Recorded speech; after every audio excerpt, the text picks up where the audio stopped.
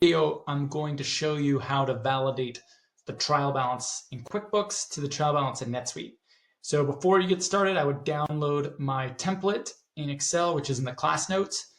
And what I'm going to do is I'm going to show you how to build the custom trial balance in NetSuite that you need to put into that template, and then kind of explain how the template works. And then that will be it. So to start, we're going to go to the standard NetSuite trial balance, which is under Reports, Financial Trial Balance. We'll click Customize. And I'm going to go ahead and call this OptimalData Trial Balance. And what's happening right now is we want to get rid of the grouping. So I click into Account and I click Group. And then I'm also going to add the NetSuite internal ID. I'm going to put that in the second spot. And I'm just going to rename it Account ID. And then we're going to click Save. And now, okay, so now we've got this nice OptimalData Trial Balance where we've got no grouping. It's just a flat table, essentially, right? We've got the account, the ID, and then the debit credit. So we're going to go ahead and export this into Excel. I'm going to take these first columns, and I'm just going to copy them into the NetSuite TV tab here. Take those in, and then I'm going to move the formula down. I'll just go ahead and make this red. And then the last thing I'm going to do is I'm going to convert this account ID to a number. And that's it. All right, so now I'm also going to go ahead and grab my QuickBooks trial balance. And I'm going to do the same thing. I'm going to copy those first three columns. We don't have to do any customization to this report. And I'm going to copy and paste those right into the first three rows. And then I'm also going to copy and paste these formulas all the way down to the last account. I'll make these red.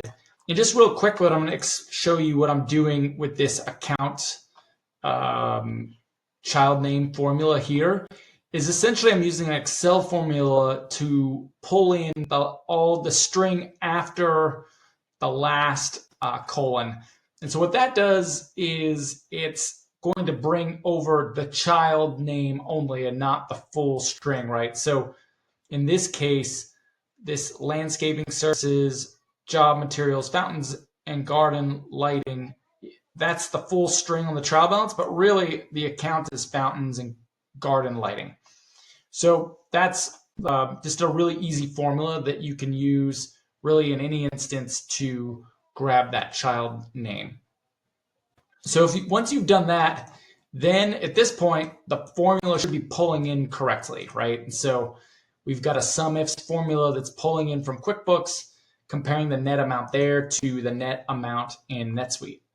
And that's really it. And so now our trial balance ties.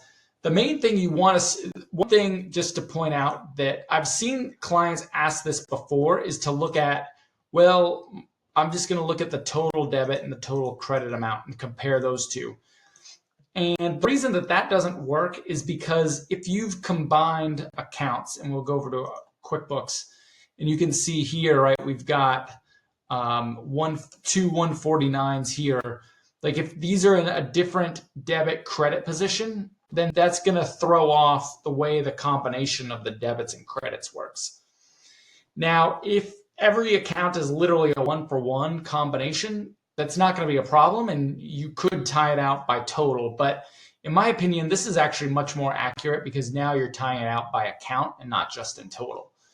So again, you should clarify this with your auditors to make sure that this type of validation is what they're looking for. Okay, with that, we have validated our trial balance and we are ready to move on to the next video. See you there.